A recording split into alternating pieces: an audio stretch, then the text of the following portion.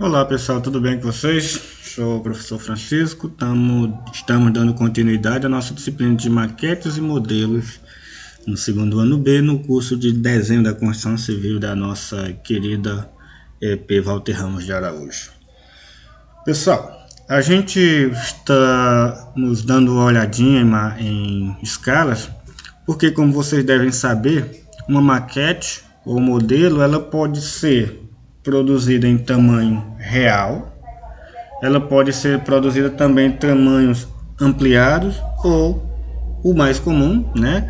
No caso da nossa área, que é a construção civil, termos uma maquete em tamanho reduzido.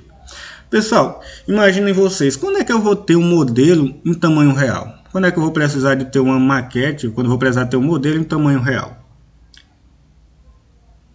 Imagine a seguinte situação.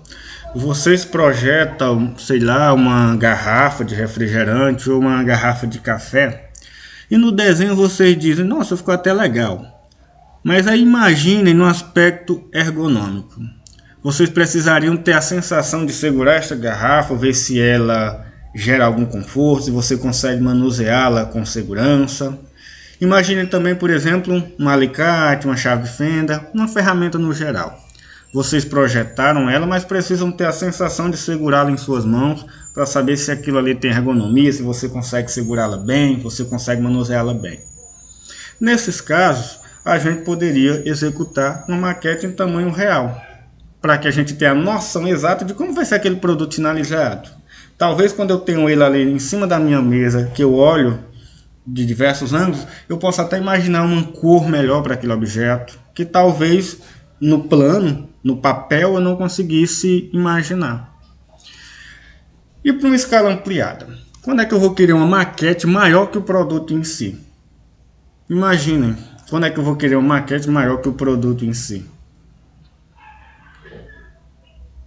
Ora, poderia ter uma maquete para tamanhos ampliados, uma maquete ampliada quando eu tenho elementos muito pequenos, como por exemplo, a ponta de uma caneta esferográfica, por exemplo, os detalhes de um relógio de pulso, ou até mesmo um relógio normal, né? Porque isso tem peças extremamente pequenas. Enfim, diversos outros produtos eu poderia imaginar, poderia precisar de uma maquete de tamanho ampliado, principalmente para defender diversos conceitos e ver a funcionalidade. Você tem, por exemplo, uma maquete ampliada de um relógio para ver se o seu mecanismo interno funcionará bem, e assim por diante. E uma escala para tamanho reduzido são os mais comuns que a gente utiliza na nossa área, certo? E eu vou precisar de uma escala em tamanho reduzido quando o elemento a ser representado for muito grande e não haver necessidade de ter em tamanho real, como por exemplo a maquete de um edifício de apartamentos, a maquete de uma fábrica, de uma ponte e assim por diante, né? Conforme a 8196, a nossa NBR 8196, né? Ela nos diz que a escala ela pode ser abreviada para o termo ESC, maiúsculo, né? A gente tem que focar bem na norma.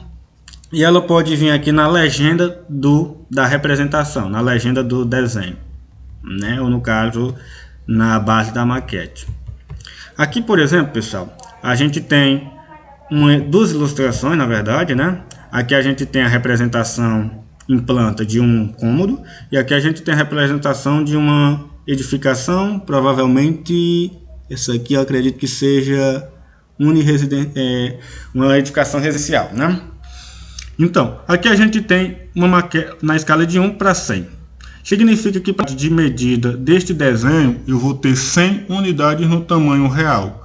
Ou seja, aqui para cada 1 centímetro nessa representação, eu vou ter 100 centímetros ou 1 metro de projeto real.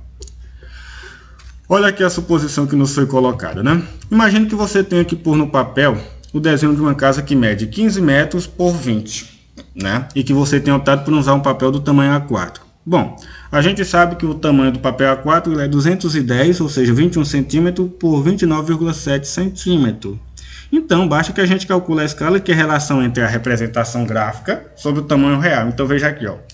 O E de escala é dado pelo Dzinho, pelo Dzão, ou seja, é o tamanho do desenho, tamanho da representação, sobre o tamanho real, conforme nos tem aqui a legenda, né? Representação gráfica sobre o tamanho real do objeto a ser representado.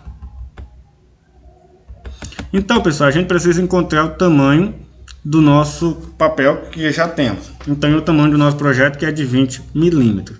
Sabemos também que o tamanho do papel no eixo Y é 210 e o tamanho do nosso projeto é 15. Então, na representação aí, no cálculo que ele nos deu, ele pegou o tamanho da representação sobre o tamanho real e nos encontrou uma escala aproximada de 1 para 71 centímetros. Ou seja, para que eu consiga representar esse projeto no papel A4, eu precisaria ter uma escala de 1 para 70, onde cada unidade de medida no desenho vai corresponder a 70 unidades no projeto real. Lembre-se também que a gente tem que considerar, claro, o espaço para as margens e para a legenda do projeto. E isso que a gente vai ver na próxima aula, quando a gente vê a normatização de desenho técnico.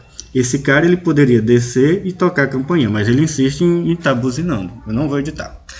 Então, pessoal, verifiquem essa situação. Na próxima aula, claro, a gente vai verificar essa situação de todos os projetos, toda a normatização de projetos de desenho técnico, perdão. Isso na disciplina de desenho de observação. Mas não precisa se preocupar agora, até porque são questões que a gente vai verificar logo mais. Pessoal, aqui a gente tem alguns exercícios que a maioria já enviou, inclusive, né?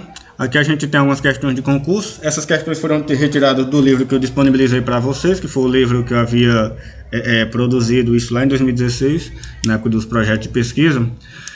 E a gente tem essas questões aqui, são questões bem simples, são 4 questões, não é isso? Pronto. Posteriormente eu passarei mais algumas para a gente ir treinando, né? São questões que inclusive caem no Enem. Prontinho, certo. Pessoal, cliquei errado.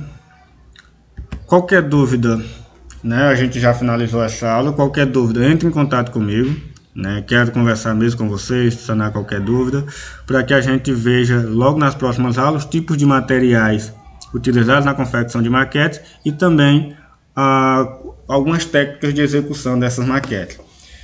O que a gente vai contar mesmo é com a participação de vocês, para que a gente vai tirando qualquer dúvida, a gente vai sanando qualquer questão que ficou pendente, para que a gente consiga produzir o mais rápido, aliás, o máximo possível, né? Uma dica que eu vou dar para vocês hoje, para vocês darem uma olhadinha quando tiver, darem uma olhadinha, é esse site aqui chamado Papercraft da Canon, né? Ele é um site voltado a representações, onde você pode imprimir alguns objetos e transformá-lo algo plano, né, com uma folha de papel, em objetos tridimensionais. Aqui esse site aqui, o creativepark.canyon, esse endereço aqui que vocês podem jogar no Google mesmo.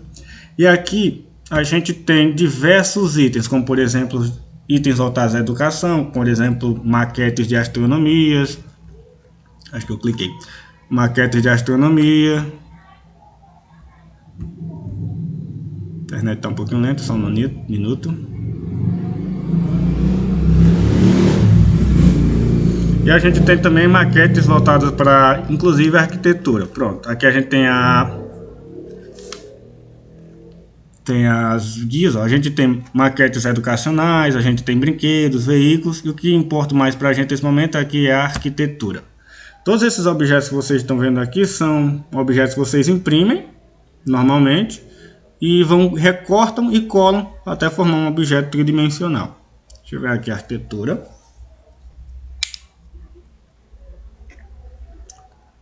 Pronto, a gente tem aqui, ó, por exemplo, essas estátuas aqui da Ilha de Páscoa. A gente tem essa torre japonesa. A gente tem o Coliseu de Roma. Esse é muito fácil de montar, eu já montei. Né, esse do Coliseu de Roma eu já montei essa estátua da Liberdade, eu também já montei. Ela dá um pouquinho de trabalho, mas você consegue montar normalmente. Ela é um pouquinho mais trabalhosa. A Torre Eiffel é bem simples de montar. Esse Arco do Triunfo aqui na França também é bem simples. Essa Torre de Pisa na Itália, ela é um pouquinho mais complicado, mas dá para montar legal. Enfim, tem diversos itens aqui de arquitetura, onde vocês podem baixar totalmente gratuito, imprimir normalmente, recortar, colar normalmente até ter um objeto tridimensional. E é bem legal, né? Muito legal mesmo. Sim, esse templo aqui, o Templo Maia também já montei. Só que na época do meu ensino médio, na graduação não fiz mais nada disso não. Faz tempo até, mas é bem legal. Para vocês darem uma treinadazinha, tá? Show de bola. Pessoal, muito obrigado pela atenção de vocês, tá? Tenham uma ótima semana, tenham ótimos estudos, tudo de bom para vocês e qualquer coisa, por favor, entrem em contato, tá? Tchau, tchau.